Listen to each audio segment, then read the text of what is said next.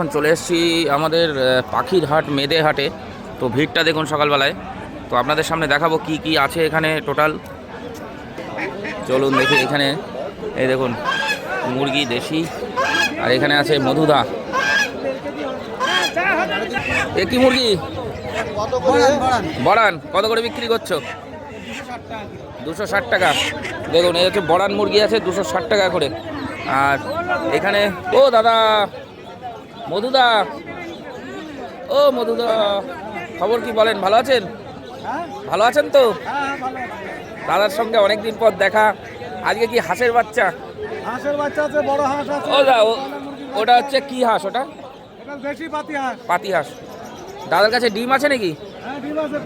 কোয়েল পাখির ডিম। কোয়েল পাখির ডিম 3 টাকা পিস। কটা নিয়ে যাব যাওয়ার সময়? এই যে ডিম দেখুন, কোয়েল পাখির ডিম দেখাতে পাচ্ছি আপনাদের।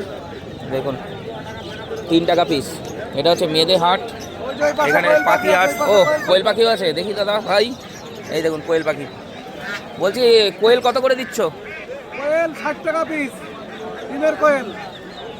ডিমের জন্য 60 টাকা পিস। 50 করে ছিল না এর আগে? একটু দাম করেছিল, এখন দাম বেড়েছে। একটু দাম বেড়েছে। পাইকারি নিলে কেউ 100-200 নিলে 50 টাকা দিয়ে। আচ্ছা, বেশি নিলে তাই তো? বেশি নিলে। আর মধুদাকে তো আপনারা চেনেনি, ফেমাস লোক। এই দেখুন কোয়েল পাখি, এই দেখুন। আর এর মধ্যেও আছে দেখুন কোয়েল।